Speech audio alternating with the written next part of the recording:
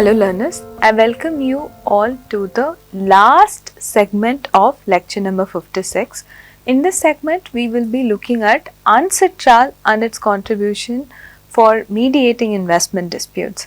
So here I have only chosen to discuss ICSID and UNCITRAL in a little more detail, because if we see settlement of investment dispute through arbitration also is pretty popular under ICSID arbitration rules or under UNCITRAL arbitration rules, right? So precisely for that reason, since those two rules are popular in the context of settling investment disputes, why not discuss ICSID mediation rules and UNCITRAL mediation rules? That is why fourth segment discussed about ICSID and mediating investment disputes, and in this segment we are talking about UNCITRAL and how it had contributed for developing mediation as a dispute resolution method, especially to settle investment disputes.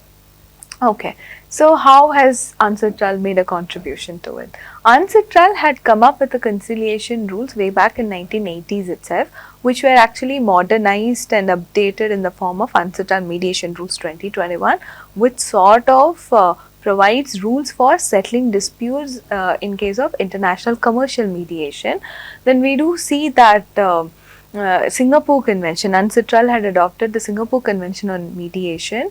It was open for signature in 2019 and it was adopted in entered into force in 2020. This Singapore Convention on Mediation is a major advancement because it has broadened the use of mediation for dispute resolution in international commerce. So that is a very success story on Singapore Convention on Mediation. Then also we see UNCITRAL model law for international mediation and international settlement agreements as a result of mediation that also complements the Singapore Convention on Mediation. Then UNCITRAL came up with the notes on mediation in 2021. That's sort of an explanatory note that is useful for parties, mediators and the institutions administering mediation.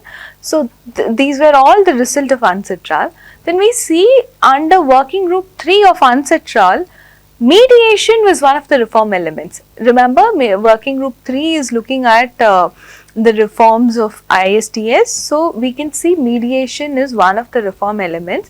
In fact, very recently in 2024, UNCITRAL had come out with guidelines on mediation in international investment disputes. So particularly for investment disputes. So this guidelines is a very elaborate document, a comprehensive one that talks about the advantages of mediation, how it is cost effective and all of that, talks about availability of mediation for settling investment disputes through mediation. It talks about consent of the parties. It talks about how the timing is flexible, the duration is flexible, you can initiate mediation at any time. It also talks about administering institution and rules, how parties can choose to adopt ICSID mediation rules of 2022 or UNCITRAL mediation rules of 2021.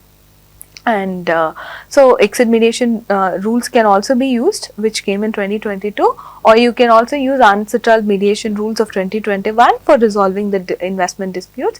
So what can be the administering institution? All of these are explained here. Moreover, it talks about the role, qualification and appointment of arbitrator, the role of parties and other participants, and it also talks about settlement agreements. It also talks about confidentiality. All of these are provided in this guidelines. The guidelines that came in 2024. Also, there is an annex to the guideline that contains model provisions which could be used by the parties, in their agreements or in their contracts. These model provisions relate to invitation to mediate or initiation of mediation, confidentiality requirements, settlement agreements and all of these. So, a lot of model provisions also available. So, through this way we could see UNCITRAL is also now embracing or sort of facilitating the use of mediation for resolving international investment disputes as well. And that is actually a welcome move. The Singapore Convention itself is a major game changer for mediation, combined with the guidelines that had come in 2024. Now we do see a path that has been laid out for resolving investment disputes. In fact, UNCITRAL guidelines itself says that using mediations in those disputes which has a public interest regulatory measure or for maintaining a long-term economic relationship between the investor and the host state would be beneficial. So the guidelines also accepted how it is mediation is something that should be adopted when there is a regulatory measure of the host state is being challenged. This is precisely the reason in the next lecture we will be looking at how mediation can be helpful in resolving investment disputes where an environmental regulatory measure of the host state has been challenged. So we'll pick up that conversation which has already been mentioned in UNCITRAL guidelines, that we will pick up and discuss in detail in the next lecture in detail. Thank you.